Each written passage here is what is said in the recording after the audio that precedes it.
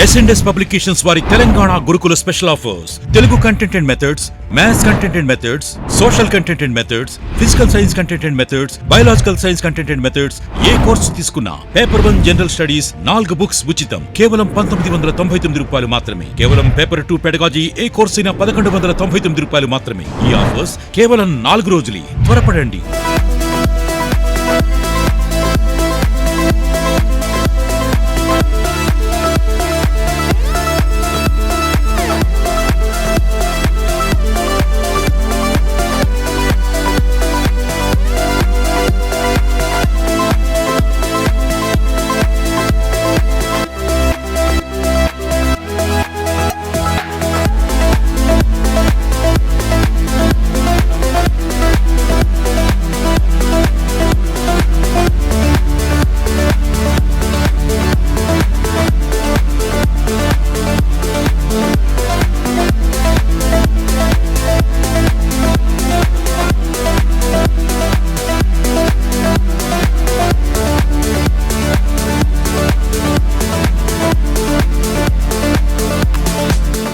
Welcome to S&S publications. So May నెల 2023కి సంబంధించి పార్ట్ 1లో ఇంటర్నేషనల్, నేషనల్, అదేవిధంగా స్టేట్ వైడ్ అంతా కూడా అందించినాం. మరి ఈ సెషన్లో మే నెలకు సంబంధించిన ఆర్థిక అంశాలు, శాస్త్ర సాంకేతిక అంశాలు, వార్తల్లో వ్యక్తులు, క్రీడాంశాలు ఇలాంటివన్నిటి కూడా డిస్కస్ చేద్దాము. సో ఫస్ట్ ఆఫ్ ఆల్ మనకు ఆర్థిక అంశాలకు వెళ్ళే ముందు మనకు టీఎస్ గురుకుల నోటిఫికేషన్ సందర్భంగా భారీ ఆఫర్లను ప్రకటించింది S&S పబ్లికేషన్స్. ఇవి 4 రోజులు మాత్రమే అందుబాటులో ఉంటాయి. సో అవి 17, 18, 19, 20th ఈ 4 రోజుల్లో మాత్రమే ఈ ఆఫర్స్ అందుబాటులో ఉంటాయి. యాప్ని డౌన్లోడ్ చేసుకొని మీరు దీనికి సంబంధించిన వివరాలన్నీ కూడా తెలుసుకోండి. రైట్, నెక్స్ట్ మనం ఇంకా ఇష్యూస్కు వెళ్తే గాన ఆర్థిక అంశాల్లో మొదటిది నీతి ఆయోగ్ ఇచ్చిన నివేదిక. ప్రణాళికా సంఘం స్థానంలోనే ఏర్పడిన ఈ నీతి ఆయోగ్ మనకు హెల్త్ ఇండెక్స్, ఆరోగ్య సూచిని ఒక దానిని వెలువరించింది. సో ఏ విధంగా మనకు ఈ ప్రభుత్వం స్పందిస్తుంది ఆరోగ్య అంశాలకు సంబంధించి, సో ప్రాసెస్ ఇవన్నిటినీ కంపైల్ చేస్తూ ఈ సూచిని తయారు చేసింది. అండ్ సూచీలో రాష్ట్రాలను పెద్ద రాష్ట్రాలు, చిన్న రాష్ట్రాలు, కేంద్రపాలిత ప్రాంతాలు అని 3గా డివైడ్ చేసింది. సో మరి లార్జర్ స్టేట్స్, పెద్ద రాష్ట్రాల్లో మనకు మొదటి 3 స్థానాల్లో ఉన్న దేశాలు కేరళ, తమిళనాడు, తెలంగాణ 1, 2, 3 ప్లేసెస్లో ఉన్నాయి. పెద్ద రాష్ట్రాలు మొత్తం 19 పెద్ద రాష్ట్రాలలో అగ్రస్థానంలో ఉన్నది కేరళ. సో ఎప్పటి నుంచో ఉన్నది కేరళ ఆరోగ్యపరంగా, వైద్య ఆరోగ్య అంశాల్లో ఎప్పటికీ అగ్రస్థానంలోనే ఉంటుంది. And G20 first health summit కూడా మన కేరళలోనే తిరువనంతపురంలో జరిగింది. ఇట్లాంటివి వచ్చినప్పుడు అవి లింక్ చేసుకుంటూ మనం గుర్తుంచుకోవచ్చు. మరి చిట్ట చివరన 19వ స్థానంలో, 19వ స్థానం ఎందుకు అంటున్నామంటే పెద్ద రాష్ట్రాలు మొత్తం 19 తీసుకున్నారు. ఈశాన్య రాష్ట్రాలన్నీ చిన్న రాష్ట్రాలుగా భావించినారు. So including Goa. మరి బీహార్ చిట్ట చివరన ఉన్నది. దానికి 1 ప్లేస్ ముందు ఉత్తరప్రదేశ్, దానికి 1 ప్లేస్ ముందు మధ్యప్రదేశ్ ఉన్నాయి. 17, 18, 19 మధ్యప్రదేశ్, ఉత్తరప్రదేశ్, బీహార్. సో యాక్చువల్గా ఈ రాష్ట్రాలన్నింటినీ బీమారు స్టేట్స్ అని కూడా పిలుస్తారు. బీహార్, మధ్యప్రదేశ్, ఉత్తరప్రదేశ్, రాజస్థాన్ అని ఈ రాష్ట్రాలన్నింటి బీమారు అని పిలువడిస్తారు. బీమార్ స్టేట్స్కు బీమార్ అంటే హిందీలో మనకు జ్వరం అని అర్థం, జ్వరం వచ్చింది అన్న సంబోధిస్తూ ఉంటారు. సో చిట్ట చివరి స్థానాల్లో ఇవి ఉన్నాయి. మరి చిన్న రాష్ట్రాల జాబితాగాన తీసుకుంటే త్రిపుర, సిక్కిం, గోవా ఇవి మనకు అగ్రస్థానంలో ఉన్నాయి. రైట్, అగ్రస్థానంలో ఉన్నాయి. మరి చిట్ట చివరన మనం తీసుకుంటే 8th ప్లేస్లో మణిపూర్, 7th ప్లేస్లో నాగాల్యాండ్, 6th ప్లేస్లో అరుణాచల్ ప్రదేశ్. త్రిపుర, సిక్కిం అండ్ గోవా 1, 2, 3 అండ్ మనకు 6th, 7th, 8th Arunachal Pradesh, Nagaland, Manipur. So విచిత్రం ఏంటంటే అరుణాచల్ ప్రదేశ్, నాగాల్యాండ్, మణిపూర్ ఒక వరుసలో ఉంటాయన్నమాట. మనం ఈశాన్యం వైపు చూస్తే అరుణాచల్ ప్రదేశ్, నాగాల్యాండ్, మణిపూర్ ఉంటాయి. ఈ విధంగా గుర్తుపెట్టుకోవచ్చు మనం 6th, 7th, 8th ప్లేస్లో. రైట్, సో ఇవి. మరి కేంద్ర పాలిత ప్రాంతాలు తీసుకుంటే లక్షద్వీప్ అగ్రభాగంలో, ఢిల్లీ చిట్ట చివరన ఉన్నది. రైట్, ఇవి నీతి ఆయోగ్ ఇచ్చిన ఆరోగ్య సూచికి సంబంధించినవి. నెక్స్ట్ ఇష్యూ వచ్చేసి మనకు ప్రొడక్షన్ లింక్డ్ ఇన్సెంటివ్ స్కీమ్. అంటే ఉత్పత్తి ఆధారిత ప్రోత్సాహక పథకము అని అర్థం. ఉత్పత్తి ఆధారిత ప్రోత్సాహక పథకము. సో దీన్ని 17,000 కోట్లతో ఐటీ హార్డ్వేర్ సెగ్మెంట్కు అలకేట్ చేస్తూ కేంద్ర క్యాబినెట్ నిర్ణయం తీసుకుంది. So production linked incentive scheme అంటే విదేశాల నుంచి సంస్థలు భారతదేశానికి వచ్చి ఉన్న సంస్థల్లో పెట్టుబడి పెట్టడం లేదా కొత్త సంస్థలు పెట్టడం, గత ఏడాది కంటే మించి ఉత్పత్తిగాన చేస్తే ఆ పెరిగిన ఉత్పత్తి పైన ప్రోత్సాహకాలు ఇస్తారు. అంటే ఒక కంపెనీ ఒక సంవత్సరం 1000 వస్తువులను ఉత్పత్తి చేసి తర్వాత సంవత్సరం ఒక 1500 వస్తువులు ఉత్పత్తి చేస్తే 500 పెరిగింది. ఉత్పత్తి పెరిగింది కాబట్టి దీనిపైన ప్రోత్సాహకం ఇస్తారు. మరి ఇన్సెంటివ్స్ ఉంటాయి. ఈ విధంగా అన్ని కంపెనీలకు, ఉత్పత్తి పెరిగిన కంపెనీలకు మాత్రమే ఇస్తారు, తగ్గితే ఇవ్వరు. ఈ విధంగా ఉత్పత్తి పెరిగిన కంపెనీలకు ప్రోత్సాహకం ఇవ్వడానికి ఎంత కేటాయింపులు చేశారంటే 17,000 కోట్లు కేటాయింపు చేస్తూ మనకు ఈ కేంద్ర క్యాబినెట్ నిర్ణయం తీసుకుంది. నేరుగా అడుగుతాడు, ఐటీ హార్డ్వేర్ సెగ్మెంట్కు పిఎల్ఐ కింద ఎంత కేటాయించారు, లేక 17,000 కోట్లు పిఎల్ఐ కింద ఏ రంగానికి ఇటీవల కేటాయించారు అని అడుగుతారు. ఐటీ హార్డ్వేర్ సెగ్మెంట్కు కేటాయించారు. ఈ విధంగా ప్రొడక్షన్ లింక్డ్ ఇన్సెంటివ్ స్కీమ్ మనకు వార్తల్లో ఉంది. నెక్స్ట్ అదేవిధంగా మనకు ప్రపంచంలోనే అతిపెద్ద గ్రెయిన్ స్టోరేజ్, రైట్, ధాన్యాన్ని నిల్వ చేసుకునే గోదాములాగా చెప్పుకోవచ్చు. సో ధాన్యాగారము అని కూడా మనం చెప్పుకోవచ్చు, ధాన్యాగారము. సో ఈ ధాన్యాగారం ఒకదాన్ని ప్రారంభించాలి అని చెప్పి మనకు ఒక మంత్రులతో కూడిన ఒక కమిటీని నియమిస్తూ మరొక నిర్ణయం తీసుకుంది కేంద్ర క్యాబినెట్. సో సహకార రంగంలో అన్నమాట. సో ప్రపంచంలోనే అతిపెద్ద ధాన్యాగారాన్ని నిర్మించాలి, ఇది సహకార రంగంలో ఉండాలి, కోఆపరేటివ్ సెక్టార్లో ఉండాలి. దీనికి సంబంధించి ఏ విధంగా ముందుకు వెళ్ళాలి ప్రణాళిక, ఈ అంశాలన్నింటినీ కూడా చూడడం కోసం మనకు ఇంటర్ మినిస్ట్రియల్ కమిటీ ఒకటి ఏర్పాటైంది. సో ఆ విధంగా మనకు ఇది కూడా వార్తల్లో ఉన్నది. సో ఈ ఎకానమీకి సంబంధించిన ఇష్యూస్ అన్నీ కూడా మనకు ఎగ్జామ్కు చాలా ఇంపార్టెంట్. అండ్ నెక్స్ట్ మరి రిజర్వ్ బ్యాంక్ ఆఫ్ ఇండియా మరొక కీలకమైన నిర్ణయం తీసుకున్నది. సో భారతదేశంలో బ్యాంకింగ్ వ్యవస్థను నియంత్రించేది, రెగ్యులేట్ చేసేది ఎవరంటే ఆర్బీఐ. ఇప్పుడు ఏమని రెగ్యులేట్ చేస్తుంది? So regulatory framework for banks to accept green deposits from customers. So 2 points చెప్తాను ఇక్కడ. గ్రీన్ డిపాజిట్స్ అని అంటే ఇక్కడ తీసుకున్న పెట్టుబడులు, ఈ గ్రీన్ డిపాజిట్స్లో భాగంగా తీసుకున్న పెట్టుబడులను వాళ్ళు పర్యావరణాన్ని మెరుగుపరచడం కోసం ఉద్దేశించిన వివిధ ప్రాజెక్టుల్లో పెట్టుబడిగా పెట్టొచ్చు. Point number 1. పాయింట్ నెంబర్ 2 ఏంటంటే, ఇప్పుడు నేను డిపాజిట్ చేశాను అనుకోండి, నేను వెళ్ళి అడిగితే ఎక్కడ ఇన్వెస్ట్ చేశారు, నా గ్రీన్ డిపాజిట్ అనేది ఏ రంగంలో ఇన్వెస్ట్ చేశారు, ఏ విధంగా పర్యావరణానికి మెరుగవుతుంది అని నేను అడిగితే సమాధానం ఇవ్వాల్సి ఉంటుంది. అన్ని బ్యాంకులకు కూడా ఈ విధంగా దిశానిర్దేశం చేసింది ఆర్బీఐ. సో ఈ విధంగా గ్రీన్ డిపాజిట్స్ అనే అంశం మనకు వార్తల్లో ఉంది, చాలా చాలా ముఖ్యం. గ్రీన్ డిపాజిట్కి సంబంధించి ఇటీవలే ఆర్బీఐ తీసుకున్న మార్పు ఏంటి అని అడుగుతారు.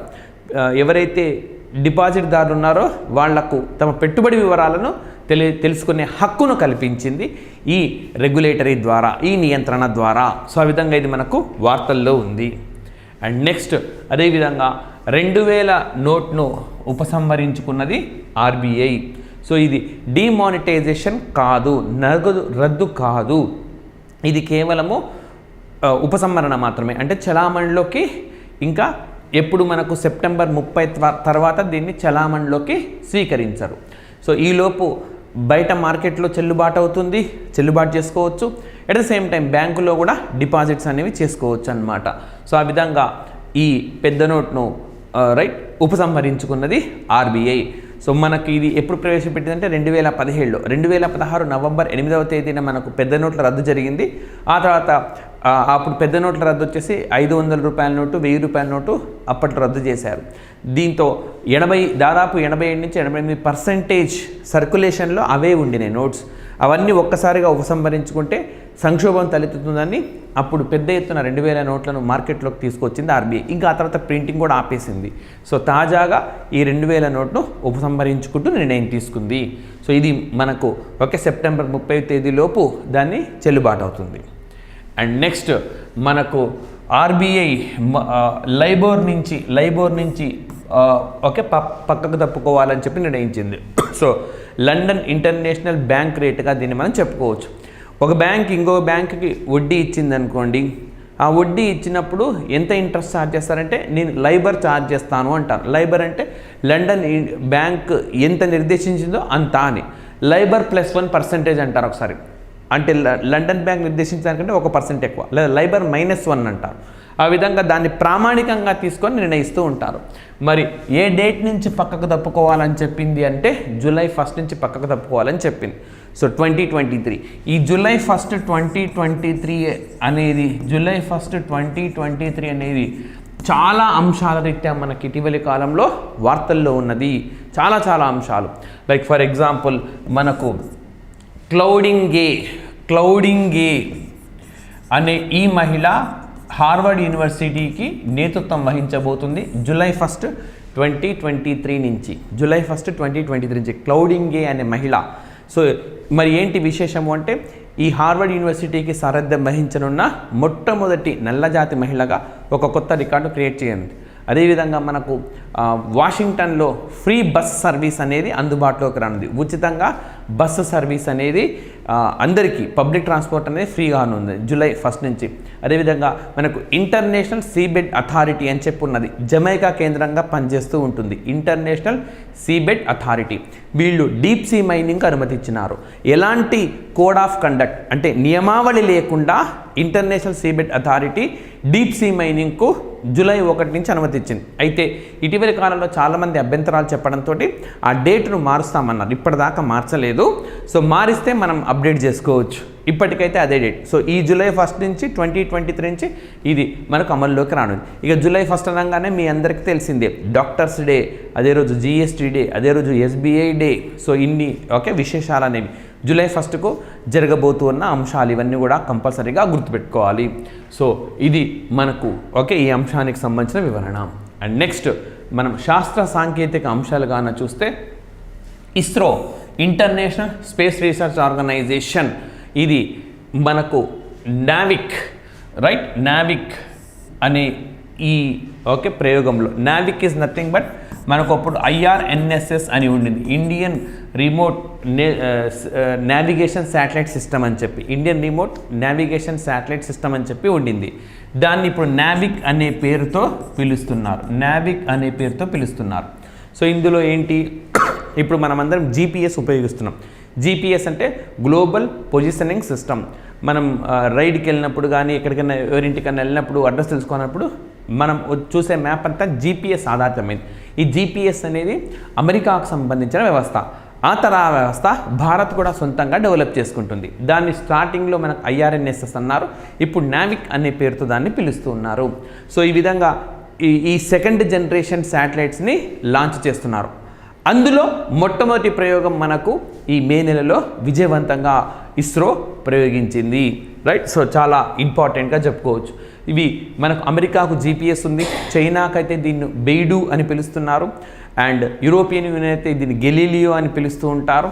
ఇట్లా ఒక్కొక్క దేశం ఒక్కొక్క పేరుతో ఈ వ్యవస్థను అభివృద్ధి చేసుకుంది. నిజానికి భారతదేశం అమెరికా GPS పైన ఆధారపడింది. కానీ కార్గిల్ యుద్ధ సమయంలో కొంత అక్కడి వైపు సమాచారం కావాలని భారత్ కోరితే అమెరికా ఇచ్చేందుకు నిరాకరించింది. అంటే వేరే దేశాల పైన మనం ఆధారపడినప్పుడు ఎప్పుడో ఒకప్పుడు తిరస్కరిస్తాయి. అంటే సొంత వ్యవస్థ, స్వదేశీ పరిజ్ఞానంతో సొంత వ్యవస్థను డెవలప్ చేసుకోవాలని ఆనాడే భారత ప్రభుత్వం నిర్ణయించి మరి ఇస్రోకు ఆ బాధ్యత అప్పగించింది. మనం ఇంకా అతి త్వరలో మెల్లిమెల్లిగా ఒక్కొక్కటి GPS నుంచి పక్కకు జరిగి IRNSS లేదా నావిక్ సిస్టమ్కి వస్తాయి. సో మనకు నావిక్ సిస్టమ్ GPS బదులు ఇక నావిక్ సిస్టమ్ అని వాడుతూ ఉంటాం మనం అతి త్వరలో. సో ఈ విధంగా మనకు ఈ ప్రయోగం కూడా విజయవంతమైంది. And next Airavat. ఇటీవలి కాలంలో ఐరావత్ వార్తల్లో ఉన్నది. ఇది దేనికి సంబంధించింది అని అడుగుతారు. సో ఇది మనకు సీడాక్ పూణేలో ఇన్స్టాల్ చేసినారు. మరి చాలా ఇంపార్టెంట్. ఇది ఒక సూపర్ కంప్యూటింగ్ సంబంధించిన వ్యవస్థ. సూపర్ కంప్యూటింగ్ అనమాట. ఆర్టిఫిషియల్ ఇంటెలిజెన్స్ అంటే కృత్రిమ మేధాతో పనిచేస్తూ ఉంటుంది. పూణేలో సీడాకు ప్రధాన కేంద్రం ఉంది, అక్కడ దీన్ని ఇన్స్టాల్ చేశారు. ఎందుకు వార్తల్లో ఉంది అంటే ప్రపంచంలోనే టాప్ 500 గ్లోబల్ సూపర్ కంప్యూటింగ్ లిస్ట్లో ఇది 75వ స్థానంలో ఉన్నది. సో ఇటీవలి కాలంలో ఐరావత్ వార్తల్లో ఉంది. ఇదేంటి, సో మనకు కేరళలో ఒక ఏనుగుని గిఫ్ట్గా ఇచ్చినారు ఒక టెంపుల్కి. సో అది దాని ఏదో ఒక పేరు, దాని పేరు యాక్చువల్గా రామన్ అనుకుంటా, రామన్ అని చెప్పి గుర్తున్నది నాకు, February 28 నాడు ఇచ్చినాడు దాన్ని. సో ఈ విధంగా ఓకే రామన్ లేదా ఇంకా వివిధ ఆప్షన్స్ ఇస్తారు. మనకి ఎగ్జాక్ట్ ఆన్సర్ ఏంటంటే ఇది ఒక సూపర్ కంప్యూటర్, టాప్ 500 ఇచ్చిన ర్యాంకింగ్లో 75వ స్థానంలో ఉంది. దీన్ని పూణేలోని సీడాక్లో ఇన్స్టాల్ చేసినారు. సో ఈ విధంగా ఓకే ఇది కూడా మనకు న్యూస్లో ఉంది. And international super computing conference మనకు జర్మనీలో జరిగింది. ఆ సందర్భంగా ఈ ర్యాంకింగ్స్ కేటాయింపులు జరిగినాయి. అండ్ నెక్స్ట్ మరి డిఫెన్స్ రంగానికి సంబంధించింది రక్షణ మంత్రిత్వ శాఖ 4th పాజిటివ్ ఇండిజనైజేషన్ లిస్ట్ని వెల్లడించింది. అంటే దేశీయ జాబితాగా చెప్పుకోవచ్చు. మీరు దేశీయ జాబితా అంటే ఇందులో పేర్కొన్న ఏవైతే వస్తువులు ఉంటాయో ఆ వస్తువులను విదేశాల నుంచి దిగుమతి చేసుకోవడం సాధ్యం కాదు. స్వదేశీల్లోనే వాటిని మనము తయారు చేసుకోవాల్సి ఉంటుంది. మేడ్ ఇన్ ఇండియాలో భాగంగా దీన్ని మనము రూపొందించుకోవాల్సి ఉంటుంది. సో దీన్ని ఇప్పుడు తాజాగా మనకు 4th పాజిటివ్ ఇండిజినైజేషన్ లిస్ట్లో స్వదేశీకరణ చేసిన జాబితాలో 928 వస్తువులు ఉన్నాయి. స్ట్రాటజికల్లీ ఇంపార్టెంట్వి, వ్యూహాత్మకంగా అత్యంత ముఖ్యమైన వస్తువులుగా వీటిని మనం చెప్పుకోవచ్చు. రైట్, మరి వీటి విలువ 715 కోట్లు ఉంటుంది. మామూలుగా అయితే ఇవన్నిటిని విదేశాల నుంచి తెచ్చుకుంటాం. అంటే విదేశాలకు మనం ఎంత చెల్లిస్తాము? 715 crore. ఇప్పుడు ఈ అమౌంట్ మొత్తము ఇక్కడే మనకు తయారవుతుంది. సో మనకు పాజిటివ్ ఇండిజనైజేషన్ లిస్ట్ 1 వెలువడింది, 2 వెలువడింది, 3 వెలువడింది. మెల్లిమెల్లిగా మ్యాక్సిమంగా భారతదేశంలోనే ఇలాంటి వస్తువులన్నీ తయారు చేయడం, ముఖ్యంగా ఎంఎస్ఎంఈ రంగాన్ని ప్రోత్సహించడం అన్నది లక్ష్యంగా ఈ పనులకు కేంద్ర ప్రభుత్వం శ్రీకారం చుట్టింది అని చెప్పుకోవచ్చు. ఆ విధంగా ఈ 4th పాజిటివ్ ఇండిజనైజేషన్ లిస్ట్ వార్తల్లో ఉన్నది. అండ్ నెక్స్ట్ అదేవిధంగా మనకు నేషనల్ కోస్ట్ గార్డ్ ఒకదానికి మనకు గుజరాత్లోని ద్వారకా జిల్లాలో నిర్మించబోతున్నారు.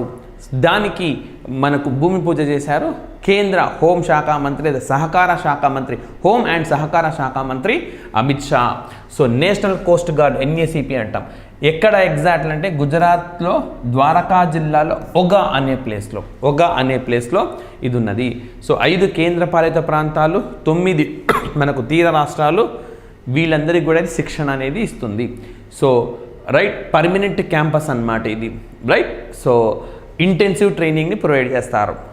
గుర్తుపెట్టుకోండి, మనకు ఇక్కడ ఇది దేనికి సంబంధించింది? కోస్ట్, తీర భద్రతా దళాలకు సంబంధించిన శిక్షణ మనకి ఎక్కడ స్టార్ట్ అయింది అంటే గుజరాత్లో ద్వారకాలో ఓగాలో అయిపోయింది కదా, పక్కన పెట్టండి. మనకు మ్యూజియంస్ కూడా ఇటీవలి కాలంలో బాగా వచ్చినాయి. అవి ఒకసారి రివ్యూ చేస్తాను. మనకు ఓకే ఇన్ఫాంట్రీ మ్యూజియం, ఇన్ఫాంట్రీ అంటే పదాతి దళము, వీటికి సంబంధించిన మ్యూజియం మనకు ఎక్కడొచ్చింది అని అంటే ఇండోర్లో వచ్చింది. వీరి మ్యూజియం మనకు ఇండోర్లో వచ్చింది, ఇన్ఫాంట్రీకి సంబంధించింది. నెక్స్ట్ ఎయిర్ ఫోర్స్కి సంబంధించింది చండీగఢ్లో వచ్చింది, right. So Chandigarh air force, Chandigarh museum కావచ్చు, డిఫరెంట్ కావచ్చు, కానీ మనం గుర్తుపెట్టుకోవాలి. మనకు ఇండోర్ అంటే మధ్యప్రదేశ్ రాష్ట్రంలో ఇన్ఫాంట్రీ మ్యూజియం, గుజరాత్లో ద్వారకాలో ఒగా అనే ప్లేస్లో training campus, navy, coast guard, తీర భద్రతా దళానికి సంబంధించింది. ఈ విధంగా ఈ మూడింటిని కంపల్సరీగా గుర్తుపెట్టుకోండి. అండ్ నెక్స్ట్ మనకు క్రీడాంశాలకు గాను వస్తే మనకు ఒలింపిక్లో బంగారు పతకాన్ని పొందిన నీరజ్ చోప్రా 2 అంశాల రీత్యా వార్తల్లో ఉన్నారు. ఒక అంశం కాదు, 2 ఇష్యూస్ రీత్యా వార్తల్లో ఉన్నారు. అవి ఒక్కొక్కటి చూద్దాం. సో 88.67 మీటర్స్ ఆయన విసిరారు. ఎక్కడ అంటే దోహా డైమండ్ లీగ్లో 88.67 మీటర్స్ విసిరివేసి బంగారు పతకాన్ని చేజిక్కించుకున్నారు. రైట్, ఈ విధంగా దోహా డైమండ్ లీగ్లో బంగారు పతకాన్ని పొందిన మొట్టమొదటి భారత జావెలిన్ త్రో క్రీడాకారుడు ఎవరు అంటే నీరజ్ చోప్రా. పాయింట్ నెంబర్ 1 వార్తల్లో ఉన్నారు. పాయింట్ నెంబర్ 2 మనకు మే 22వ తేదీన ఈయన మరొక విజయాన్ని అందుకున్నారు. విజయం అనంటే క్రీడా విజయం కాదు, ర్యాంకింగ్ పరమైన విజయం. ఏంటి అనంటే జావెలిన్ త్రోలో ప్రపంచంలోనే అగ్రస్థానానికి చేరుకున్నారు. ఈ ఘనతను దక్కించుకున్న మొట్టమొదటి భారతీయుడు ఎవరు అనంటే Neeraj Chopra. So Neeraj Chopra is on top with 1455 points. So మరి తనకన్నా 2వ ప్లేస్లో ఉన్న అండర్సన్ ఈయన నుంచి 22 పాయింట్స్ అధికంగా దక్కించుకోవడం ద్వారా ఈయన మొదటి స్థానానికి వచ్చినారు. సో జావెలిన్ త్రోలో ఒలింపిక్స్లో బంగారు పతకాన్ని సంపాదించిన తొలి క్రీడాకారుడు, ఓవరాల్గా ఒలింపిక్స్లో బంగారు పతకాన్ని పొందిన రెండవ క్రీడాకారుడు. మొదటి క్రీడాకారుడు మనకు అభినవ్ బింద్రా, ఆయన బీజింగ్లో 2008లో దక్కించుకుంటే షూటింగ్ గేమ్లో ఈయన జావెలిన్ త్రోలో దక్కించుకున్నారు. అంతేకాదు స్విట్జర్లాండ్ దేశానికి సంబంధించిన ఫ్రెండ్షిప్ అంబాసిడర్, స్నేహపూర్వక రాయభారిగా కూడా నియామకమై వార్తల్లో నిలిచిన నీరజ్ చోప్రా. కింద పేర్కొన్న ఏ అంశాల రీత్యా నీరజ్ చోప్రా వార్తల్లో ఉన్నారు అని అడిగితే ఇవన్నీ కూడా మనం చెప్పుకోవాల్సి ఉంటుంది. ఈ విధంగా ఆయన మనకు వార్తల్లో ఉన్నారు. అండ్ నెక్స్ట్ ప్రణీత్, తెలంగాణకు సంబంధించిన చెస్ క్రీడాకారుడు. మరి ఎందుకు వార్తల్లో ఉన్నారంటే 82వ గ్రాండ్ మాస్టర్గా అవతరించినారు. భారతదేశం నుంచి 82వ గ్రాండ్ మాస్టర్గా ఇటీవలి కాలంలో రికార్డు క్రియేట్ చేసింది ఎవరు అని అంటే ప్రణీత్. 15 సంవత్సరాల ఈ బాలుడు ఈ ఘనతను దక్కించుకున్నాడు. సో మరి తెలంగాణ రాష్ట్రం నుంచి 6వ వార్డుగా చెప్పుకోవచ్చు. తెలంగాణ రాష్ట్రం నుంచి 6వ వార్డు. అండ్ మనము ప్రపంచంలో గాన చూస్తే 82వ టైటిల్ని ఆయన దక్కించుకున్నాడు. రైట్. సో మనకు హన్స్ నీమన్, సో ఈయనను ఓడించడం ద్వారా మనకు ఈ ప్రణీత్ ఈ ఘనతను సొంతం చేసుకున్నాడని చెప్పొచ్చు. రైట్. ఈ విధంగా ఈయన వార్తల్లో ఉన్నారు. అండ్ నెక్స్ట్ మనకు అదితి అశోక్ అనే క్రీడాకారిణి, గోల్ఫ్ క్రీడాకారిణి కూడా ఒక కొత్త రికార్డును క్రియేట్ చేశారు మే నెలలో. సో ఏంటి అని అంటే టాప్ 50లో ఆమె వచ్చేశారు. సో భారతదేశం నుంచి గోల్ఫ్ క్రీడలో టాప్ 50లోకి ప్రవేశించిన మొట్టమొదటి క్రీడాకారిణిగా చెప్పుకోవచ్చు. టాప్ 50లోకి ఏ ర్యాంకులో నిల్చున్నారు అనంటే 49th ర్యాంకులో ఉన్నారు, 49వ ర్యాంకులో ఉన్నారు. బట్ వీరు ఈ ఘనతను టాప్ 50లోకి ప్రవేశించిన భారతదేశపు మొట్టమొదటి గోల్ఫ్ క్రీడాకారిణిగా రికార్డ్ క్రియేట్ చేశారు. First Indian female golfer has entered top 50 in the world ranking after her T5 place finisher LPGA. ఇంకా అవన్నీ మనకు అనవసరం అన్నమాట. సో 49th స్పాట్లో ఉన్నారు. క్వశ్చన్, అదితి అశోక్ ఏ అంశం రీత్యా వార్తల్లో ఉన్నారు, ఏ క్రీడతో ముడిపడి ఉన్నారు, ఇటీవల క్రియేట్ చేసిన కొత్త రికార్డ్ ఏంటి, ఇలాంటి కోణాల్లో మనకు ప్రశ్నలు అడిగే అవకాశము ఉన్నది. సో చాలా చాలా ముఖ్యమైనదిగా చెప్పుకోవచ్చు. Right. And next IPL 2023. So ఇదే సంవత్సరం ఉమెన్ ప్రీమియర్ లీగ్ కూడా మనకు జరిగింది. ఉమెన్ ప్రీమియర్ లీగ్లో ముంబై జట్టు విజయం సాధించింది అని మనం చూసినాము. ఇప్పుడు ఇండియన్ ప్రీమియర్ లీగ్ పురుషుల జట్టుకు సంబంధించింది. మహిళల జట్టులో ముంబై విజయం సాధించింది. మరి పురుషులకు సంబంధించిన దాంట్లో చెన్నై విజయం సాధించింది. Right. So Chennai super Kings own the 5th IPL title. So IPL టైటిల్ను ఎన్నవసారి మనకు చెన్నై జట్టు గెలుచుకున్నది అని అంటే 5వసారి గెలుచుకున్నది. రైట్. సో మరి తుదిపోరులో ఎవరిని ఓడించింది అంటే గుజరాత్ టైటాన్స్ను ఓడించింది. ఎన్ని వికెట్ల తేడాతోటి అన్నది మనకు ప్రశ్న రాదు ఎట్టి పరిస్థితులలో. ఫైనల్ మ్యాచ్లో ఎవరు గెలిచారు? Chennai super Kings. ఎవరిని ఓడించారు? గుజరాత్ టైటాన్స్. That's all. ఇంకా మనకు దీని నుంచి ఏం క్వశ్చన్స్ రావచ్చు అని అంటే ఆరెంజ్ క్యాప్ ఎవరికి దక్కింది? శుభ్మన్ గిల్. ఏంటి ఆరెంజ్ క్యాప్?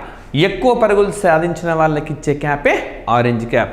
890 రన్స్ సాధించినాడు Shubman Gill. Next purple cap ఎవరికి వచ్చింది? మహమ్మద్ షమీ. ఎందుకు? Most wickets. మళ్ళీ ఇద్దరు కూడాను గుజరాత్ టైటాన్స్ జట్టుకు సంబంధించిన వాళ్ళే. అతి ఎక్కువ పరుగులు, అతి ఎక్కువ వికెట్లు సాధించిన ఇద్దరు క్రీడాకారులు ఆ జట్టుకు చెందిన వాళ్ళైనా దురదృష్టవశాత్తు ఫైనల్లో వాళ్ళు ఓటమిని చూడాల్సి వచ్చింది. రైట్. మరి team fair play award. So అంటే ఫెయిర్గా రైట్ క్రీడా స్ఫూర్తితో ఆడిన జట్టు ఏది అని చెప్పుకోవచ్చు. ఢిల్లీ జట్టు అన్నమాట. ఢిల్లీ జట్టు క్రీడా స్ఫూర్తితో ఆడింది అని చెప్తున్నారు. నెక్స్ట్ అడగదగ్గ ఇంకొక పాయింట్ ఏంటంటే Chennai super king equalled Mumbai Indians record for most number of tournament wins. So అతి ఎక్కువ సార్లు టోర్నమెంట్ను ఈ IPLను గెలిచిన జట్టుల జాబితాలో అగ్రస్థానంలో 2 జట్లు ఉన్నాయి. ఒకటి ముంబై ఇండియన్స్, రెండోది చెన్నై సూపర్ కింగ్స్. సో ఈ విధంగా మనకు ఈ IPL 2023 అనేది ముగిసింది. సో గురుకుల నోటిఫికేషన్ సందర్భంగా అన్ని గురుకుల కోర్సులపై 4 రోజుల పాటు ఆఫర్ని ఇస్తుంది ఎస్ఎన్ఎస్ పబ్లికేషన్స్. సో 17, 18, 19, 20 ఈ 4 రోజులు మాత్రమే ఈ ఆఫర్ అనేది అందుబాటులో ఉంటుంది. సో అదేవిధంగా తెలంగాణ గురుకుల సోషల్ స్టడీస్ 1999 రూపీస్తో మీకు పూర్తిగా ఎక్స్పీరియన్స్డ్ ఫ్యాకల్టీస్తో చెప్పించిన క్లాసులు యాప్లో అందుబాటులో ఉన్నాయి. అదేవిధంగా మనకు తెలుగు మీడియంకి సంబంధించిన బుక్స్ కూడా ఇందులో ఎన్రోల్ అయిన వాళ్ళకి ఫ్రీగా ఇస్తారు. అండ్ అదేవిధంగా తెలంగాణ గురుకుల ఫిజికల్ సైన్స్ 1999 రూపీస్ తోటి 3 months వ్యాలిడిటీ తోటి ఈ కోర్స్ అందిస్తుంది. యాప్లో డౌన్లోడ్ చేసుకుంటే మీరు పూర్తి వివరాలన్నీ తీసుకోవచ్చు. అదేవిధంగా అక్కడ ఉండే ఫోన్ నెంబర్స్ సంప్రదించి ఏమైనా డౌట్స్ ఉంటే కూడా మీరు క్లారిఫై చేసుకోవచ్చు. అదేవిధంగా మ్యాథమెటిక్స్ తెలంగాణ గురుకుల మ్యాథమెటిక్స్ సంబంధించి 1999 రూపీస్తో మీకు కోర్స్ అందుబాటులో ఉన్నది. సో దీనికి కూడా 4 books ఉచితంగా ఇస్తారు. 3 months వ్యాలిడిటీ ఉంటుంది. తెలంగాణ గురుకుల ఇంగ్లీష్ 2999 రూపీస్ తోటి మనకు ఈ 3 months వ్యాలిడిటీ తోటి ఇది కూడా అందుబాటులో ఉన్నది కోర్సు. అండ్ తెలంగాణ గురుకుల బయోలాజికల్ సైన్స్ కూడా ఫుల్ కోర్స్ అనమాట 1999 రూపీస్తో 3 months వ్యాలిడిటీ తోటి ఉంది. అండ్ అన్ని క్లాసులు కూడా పూర్తి స్థాయి ఎక్స్పీరియన్స్డ్ ఫ్యాకల్టీస్ తోటి నిర్వహించినారు. అండ్ నెక్స్ట్ మనకు వార్తల్లో నిలిచిన వ్యక్తులుగాన చూస్తే మనోజ్ సోని ఈయన యూపీఎస్సీ పూర్తికాలపు చైర్మన్గా నియామకమైనారు. రైట్. సో యాక్చువల్గా లాస్ట్ ఇయర్ అంటే 2022 May 16th నాడు అప్పుడు కూడా చైర్మన్గా బాధ్యతలు స్వీకరించారు. తాత్కాలిక చైర్మన్గా ఉన్నారు. సో ఈ సంవత్సరం మేలో పూర్తి స్థాయి చైర్మన్గా ఆయన బాధ్యతలు తీసుకున్నారు. అయితే మనకు పూర్తి స్థాయి చైర్మన్ ఆయన మళ్ళీ జూన్లో రిటైర్ కాబోతున్నారు. యూపీఎస్సీ చైర్మన్ ఎవరు అపాయింట్ చేస్తారు, చైర్మన్ కానీ మెంబర్స్ని కానీ అంటే భారత రాష్ట్రపతి నియమిస్తారు. ఆర్టికల్ 316 ప్రకారం వారే నియమిస్తారు. And Suman Sharma UPSC member అయినారనమాట. సో 1990 బ్యాచ్ ఐఏఎస్ చెందిన అధికారి వారు. So Suman Sharma garu UPSC member అయినారు. Next Ravneet Kaur competition commission of ఇండియాకు నేతృత్వం వహిస్తున్నారు. సో ఈ కాంపిటీషన్ కమిషన్ ఆఫ్ ఇండియా మనకు ఎంఆర్టీపీ చట్టం స్థానంలోనే వచ్చింది. మొనోపోలీ రెస్ట్రిక్టివ్ ట్రేడ్ ప్రాక్టీస్ అని ఉంటుంది, దాని స్థానంలో వచ్చింది మనకు competition commission of India. So దానికి ఇప్పుడు నేతృత్వం వహిస్తున్నారు. ఈ గంతం దక్కించుకున్న మొట్టమొదటి మహిళ ఆమె. సెబీకి కూడా మాధవీపురి బుచ్ నేతృత్వం వహిస్తున్నారు. భారతదేశంలో రెగ్యులేటరీస్కు సంబంధించి నేతృత్వం వహిస్తున్న మొదటి మహిళ మాధవీపురి బుచ్. ఇప్పుడు 2 రెగ్యులేటరీలకి నేతృత్వం వహిస్తూ ఉన్నారు వీళ్ళిద్దరు. నెక్స్ట్ దినేష్, ఈయన కాన్ఫెడరేషన్ ఆఫ్ ఇండియా ఇండస్ట్రీని లీడ్ చేయబోతున్నారు. కాన్ఫెడరేషన్ ఆఫ్ ఇండియా ఇండస్ట్రీ అంటే పరిశ్రమల సమాఖ్య, భారత పరిశ్రమల సమాఖ్యగా చెప్పుకోవచ్చు మనము. సో మనకు ఈయన ఎవరు అని అంటే TVS supply chain solution executive vice ప్రెసిడెంట్గా ఉన్నారు ఆయన. దీన్ని లీడ్ చేయబోతున్నారు. 1895లో మనకి ఏర్పడిందే confederation of Indian industry.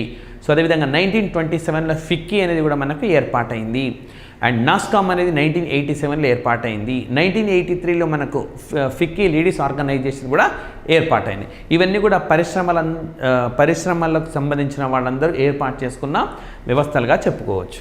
And next Praveen Sood CBI డైరెక్టర్గా అపాయింట్ అయినారు. కర్ణాటక డీజీపీగా విధులు నిర్వహించిన ప్రవీణ్ సూద్ తాజాగా సెంట్రల్ బ్యూరో ఆఫ్ ఇన్వెస్టిగేషన్కు డైరెక్టర్గా 2 సంవత్సరాల పాటు ఆయన కొనసాగనున్నారు.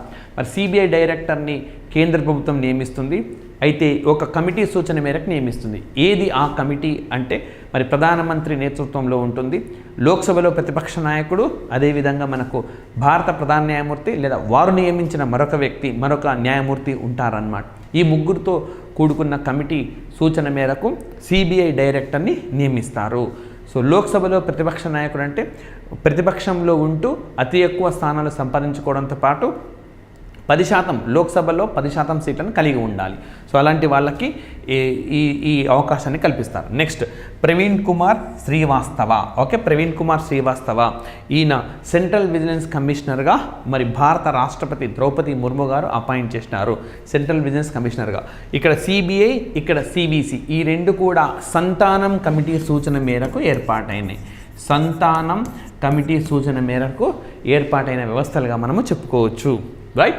అండ్ నెక్స్ట్ దామోదర్ మౌజో అవార్డులకు సంబంధించినవి 57వ జ్ఞానపీఠ అవార్డును పొందిన వారు ఎవరంటే దామోదర్ మౌజో.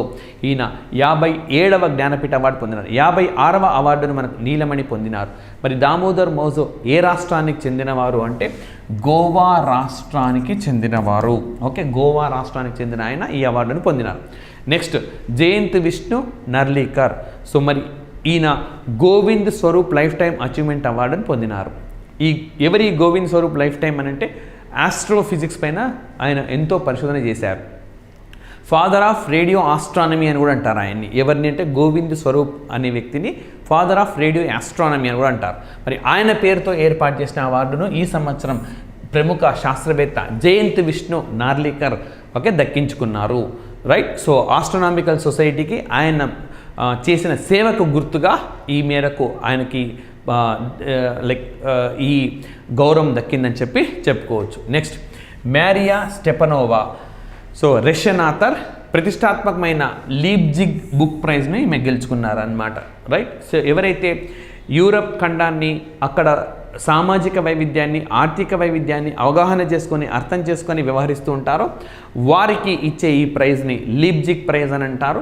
సో ఈ లీప్జిగ్ ప్రైజ్ అనేది యూరోపియన్ అండర్స్టాండింగ్ ఇచ్చే అవార్డుని ఈ సంవత్సరం ఎవరు గెలుచుకున్నారంటే మేరియా స్టెపనోవా, రష్యా దేశానికి చెందిన రచయిత్రి, వీరు గెలుచుకున్నారు. నెక్స్ట్ ఉత్తరప్రదేశ్ ముఖ్యమంత్రి యోగి ఆదిత్యనాథ్. ఉత్తరప్రదేశ్ ముఖ్యమంత్రి వారు ఆయన భారతరత్న డాక్టర్ బిఆర్ అంబేద్కర్ అవార్డును పొందినారు. సో మహారాష్ట్ర ప్రభుత్వం ఈ అవార్డును అందిస్తూ ఉంటుంది. ఈ సంవత్సరము భారత మాజీ రాష్ట్రపతి రామ్నాథ్ కోవింద్ గారి చేతుల మీదుగా ఈ అవార్డును అందించినారు. సో దీన్ని ఉత్తరప్రదేశ్ ముఖ్యమంత్రి యోగి ఆదిత్యనాథ్ గెలుచుకున్నారు. సో ఉత్తరప్రదేశ్లో ఈ మాఫియాను పూర్తి స్థాయిలో అరికట్టడంలో ఆయన చేసిన కృషి అని చెప్పి ఈ నోట్లో పేర్కొన్నారు. అంటే మాఫియాను అరికట్టడంలో వాళ్ళను కటకటాల వెనక్కి పంపించడం, వాళ్ళని నియంత్రణ చేయడంలో కానీ ఈయన ప్రతిభ చూపినారు అని పేర్కొని ఈ అవార్డు అందుకని ఈ అవార్డు ఇస్తున్నామని చెప్పి పేర్కొన్నారనమాట. ఉత్తరప్రదేశ్ రాష్ట్ర ముఖ్యమంత్రి యోగి ఆదిత్యనాథ్ దీన్ని గెలుచుకున్నారు. నెక్స్ట్ మనకు జార్జీ గోస్పోడినోవ్. రైట్. సో ఈయన ప్రతిష్టాత్మకమైన ఇంటర్నేషనల్ బుకర్ ప్రైజ్, అంతర్జాతీయ బుకర్ ప్రైజ్ను గెలుచుకున్నారు. రైట్. బల్గేరియాకు చెందిన రైటర్ ఆయన. సో జార్జీ గోస్పిడోనోవ్ ఈయన. అదేవిధంగా దీన్ని ట్రాన్స్లేట్ చేసిన ఏంజిలా రోడెల్. సో టైమ్ షెల్టర్ అనే పుస్తకానికి గాను వీరిద్దరూ ప్రతిష్టాత్మకమైన ఇంటర్నేషనల్ బుకర్ ప్రైజ్ అవార్డులను గెలుచుకున్నారు. రైట్. ఇవి మనకు మే నెలకు సంబంధించిన వార్తాంశాలు. పార్ట్ 2 డిస్కస్ చేసినాం. ఆల్రెడీ పార్ట్ 1 పూర్తి చేసినాం, ఇప్పుడు పార్ట్ 2 కూడా పూర్తి చేసినాం. So thank you very much. Telangana పోటీ పరీక్షల్లో ప్రభంజనం సృష్టిస్తూ స్టేట్ నెంబర్ 1 గా రాణిస్తున్న S&S publications. Telangana Gurukul 100% online క్లాసులను స్టేట్ నెంబర్ 1 ఫ్యాకల్టీచే అందిస్తున్న కోర్సులు. Gurukul Telugu content and methods, Gurukul mathematics content and methods, Gurukul English content and methods, Gurukul social studies content and methods, Gurukul physical science content and methods, Gurukul biological science content and methods. Paper 1 general studies, paper 2 pedagogy, paper 3 content తో 100% syllabus ను పూర్తి చేసి online క్లాసులను అందిస్తున్న ఏకైక సంస్థ. మీ ఉద్యోగ సాధనలో మీకు తోడుగా మీ S&S పబ్లికేషన్స్. ఆన్లైన్ క్లాసుల కొరకు S పబ్లికేషన్ యాప్ ని డౌన్లోడ్ చేసుకోండి. మరిన్ని వివరాలకు సంప్రదించండి 80705577 and 9032064822.